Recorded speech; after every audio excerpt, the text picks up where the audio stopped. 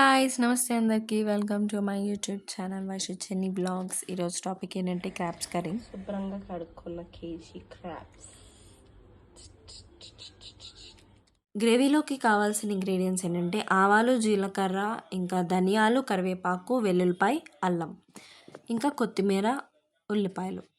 ఉల్లిపాయలు ఎక్కువ తీసుకోండి, ఎందుకంటే క్రాబ్స్ గ్రేవీ ఎక్కువ కావాలి అనుకుంటే ఎక్కువ పడుతుంది. అండ్ ఇది జీడిపప్పు గసగసాల పేస్ట్ అనమాట. చూపించిన ఇంగ్రీడియంట్స్ అన్నీ మిక్సీ చేసేసుకోండి, ఉల్లిపాయలు ఇవన్నీ వేసుకొని కూడా.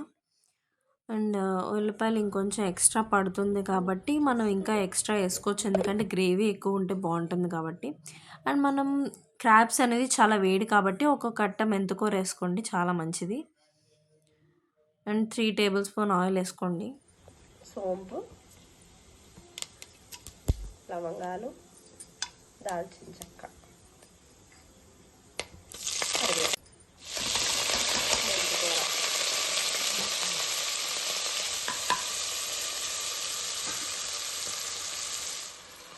అండ్ మనం ముందుగా చేసుకున్న పేస్ట్ ఉంది కదా, ఆ పేస్ట్ వేసేసుకోవాలి.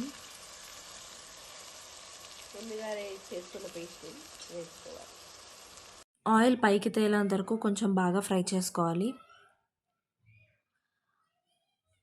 తర్వాత మనం ఇంకా పసుపు కొంచెం, ఇంకా ఉప్పు కొంచెం తగినంత వేసుకోవాలి. అండ్ బాగా కలుపుకున్న తర్వాత మీకు అండ్ కొంచెం బ్రౌన్ షేడ్ వస్తుంది, లైట్ గోల్డెన్ బ్రౌన్లో. ఆ తర్వాత మనం కారం, గరం మసాలా వేసుకోవాలి, కొంచెం వేసుకొని బాగా కలుపుకోవాలి ఆయిల్ పైకి తేలేంత వరకు.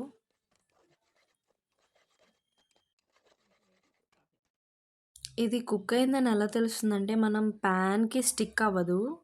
సో ఆ తర్వాత మనం క్రాబ్స్ వేసేసుకోవాలన్నమాట. ఇవి కేజీ క్రాబ్స్ అండి. క్రాబ్స్ అన్నీ వేసుకున్న తర్వాత ఒకసారి అలా కలుపుకోండి బాగా. ఈ క్రాబ్స్ రెసిపీ మాత్రం మా పిన్ని చెప్పారండి, ఆవిడే చేస్తున్నారనమాట.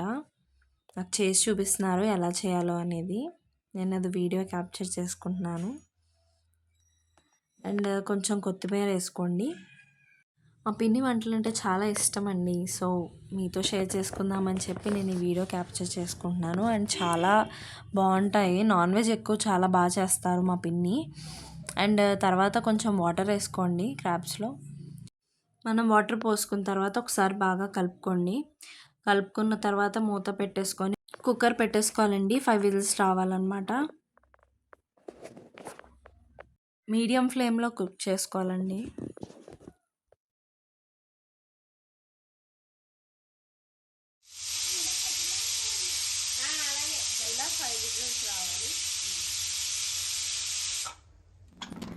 కుక్కర్ ఓపెన్ చేయగానే మీకు ఇలా కనిపిస్తుందండి. అండ్ మళ్ళీ మనం స్టవ్ ఆన్ చేసుకొని మీడియం ఫ్లేమ్లో పెట్టుకొని మళ్ళీ ఒకసారి వాటర్ దగ్గరికి వచ్చేంత వరకు ఉడికించుకోవాలన్నమాట. అండ్ కొంచెం గసగసాలు, జీడిపప్పు పేస్ట్ ఇందాక చెప్పాను కదా, అది వేసుకొని అండ్ కొత్తిమీర కొంచెం వేసుకొని మళ్ళీ ఒకసారి కలుపుకోవాలి. అండ్ బాగా దగ్గరికి వచ్చేంత వరకు ఉడికించుకోవాలి. అండ్ ఒక 5 మినిట్స్ మూత పెడితే సరిపోతుందండి ఇంకా.